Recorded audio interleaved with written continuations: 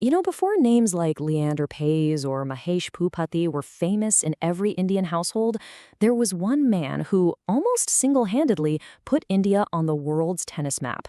In this explainer, we're going to tell the story of that guy, Ramanathan Krishnan, the original pioneer of Indian tennis.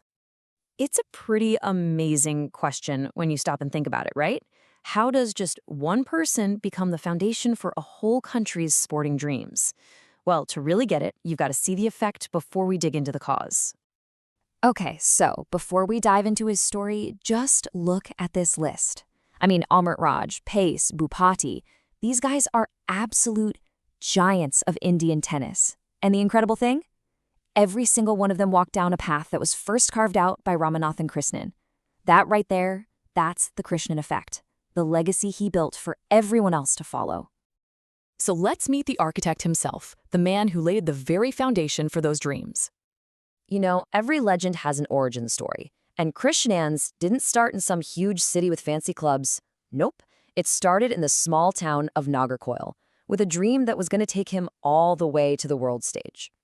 So born back in 1937, Krishnan's talent was obvious right from the get-go, and he had the perfect guide, his own father, T.K. Ramanathan, who was a pretty well-known coach. That father-son partnership was crucial, and by the 1950s, it was clear that a very special talent was on the rise. And that promise? It didn't take long at all to turn into something real. Soon, he'd pull off a victory so historic, so groundbreaking, that it would happen on the most famous grass courts in all of tennis, Wimbledon. One, just one, that's the number that changed everything. In 1954, Ramanathan Krishnan became the very first player from all of Asia to win the Wimbledon boys singles title. This wasn't just a personal win. It was a huge statement that echoed across an entire continent. But here's the thing that really captivated everyone. It wasn't just that he won, it was how he was winning. In an era of brute force and powerful serves, Krishnan wasn't a power player. He was something else entirely. He was an artist. Yeah, he earned that nickname, the artist, for a very good reason. His game was just beautiful to watch. We're talking elegant strokes, incredible touch, and this strategic mind that could outthink and outmaneuver his opponents, not just blast them off the court. This really puts it into perspective. The game in his day was all about raw power. But Krishnan, he brought pure finesse, precision, spin, and perfect placement. You could honestly say he was playing chess while a lot of his opponents were just playing checkers. And this artistic style? Oh, it was deadly effective.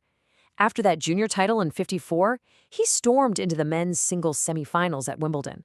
Not once, but twice, back-to-back in 1960 and 1961. For a player from India at that time, this was just unprecedented. It cemented his place among the world's absolute elite. But his individual career is really only half the story. To truly get his impact, you have to see him as a national hero, leading India's charge in the prestigious Davis Cup. And this journey to the final was just remarkable. With Krishnan leading the charge, India became a real force.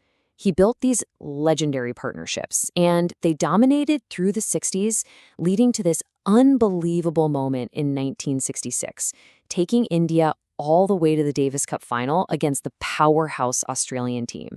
That was a moment of incredible national pride. So when you combine that individual brilliance with his national leadership, you start to see a legacy that goes so much deeper than just winning tennis matches.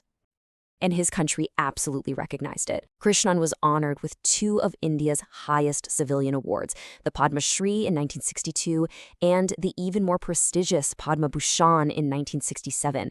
This shows you he wasn't just seen as a sportsman, he was seen as a national treasure. And even after he retired, he wasn't done. He poured his energy into promoting the sport and inspiring the next generation. And in this really beautiful, full-circle moment, his own son, Ramesh, picked up the torch and became a top international player himself, carrying that Krishnana legacy forward. He brought global recognition to Indian tennis when few believed they could compete at the highest level. That quote says it all, doesn't it? In a time when it was almost unthinkable, Krishnan made the world believe. He didn't just win matches. He fundamentally changed what people thought was possible. Which brings us right back to where we started. For a pioneer like Ramanathan Krishnan, what is the true measure of a legacy? Is it the titles you win, or is it the path you create for everyone who comes after?